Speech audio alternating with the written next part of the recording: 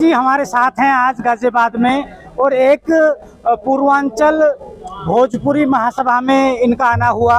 राष्ट्रीय प्रवक्ता हैं समाजवादी पार्टी के।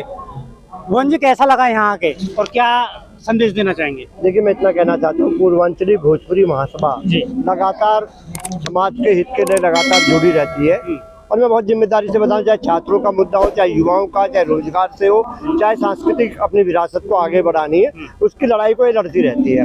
और माननीय अशोक श्रीवास्तव जी अपने बड़े भाई हैं, उन्होंने आज निमंत्रण दिया था, उनके निमंत्रण पर यहाँ पर आने का बीच में हुआ। और पूर्वांचल और उत्तरांचल के लोगों को गाजियाबाद में एक से समस्याओं से जूझना पड़ता है, तो इस कारण भी मेरी भूमिका, मेरा जो मान सम्मान उनके प्रति और ज्यादा बढ़ जाता है, क्योंकि हमें लगता है कि वो लगातार इस लड़ाई को लड़ते हैं और उत्तरांचल के लोगों को भी वही समस्याओं का सामना करना पड़ता है जो पूर्वांचल। तो इनकी हमारी लड़ाई एक ही है, जब लड़ाई एक होती है तो साथ मिलकर सहयोग करना चाहिए। 2024 का चुनाव बिल्कुल सर पे है, सब समाजवादी पार्टी की तैयारियां कैसी चल रही हैं?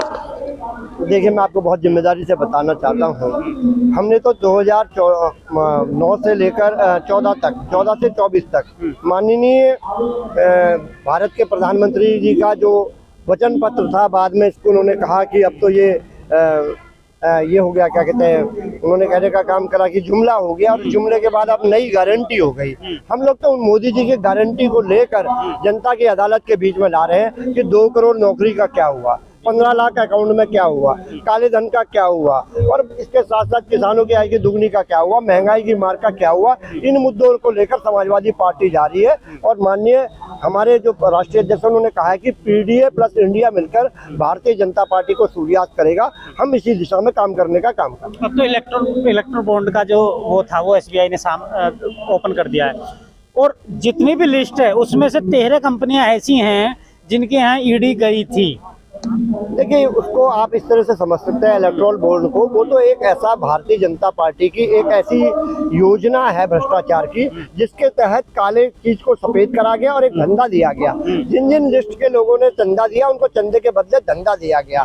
भारतीय जनता पार्टी का जो अभी तक जो चेहरा था वो जो साफ नहीं होता। हालांकि मेरा मानना तो यह है कि भारतीय जनता पार्टी भ्रष्टाचार की जननी पार्टी है और हम देख पाते हैं, इस रूप में भी देख पाते हैं कि इनके राष्ट्रीय अध्यक्ष बंगारू लक्ष्मण जी रिश्वत लेते हुए कैमरे में पकड़े जाते हैं। अभी देखिए, चंडीगढ़ में जो लूट हुई है वो केवल भ्रष्टाचार की जो लूट हुई है, वहाँ पे लोकतंत्र की हत्या हुई है, वो केवल भारतीय जनता पार्टी ने कराया। तो हमें तो लगता है भारतीय जनता पार्टी का चोली दामन का साथ है और निश्चित तौर पर जनता की अदालत में 2024 से पहले ये बात आई है और निश्चित तौर पर इनको इस बार सूर्यास्त जो इनका होने जा रहा है पूरे देश से, मैं आपके चैनल के माध्यम से पूर्णतः आश्वस्त हूँ कि इस बार मोदी जी की सत्ता जाने वाली। जोशी जी, 7 चरण में चुनाव रखा गया है, जबकि पहले से जो तंत्र है वो एक्टिव ज्यादा है।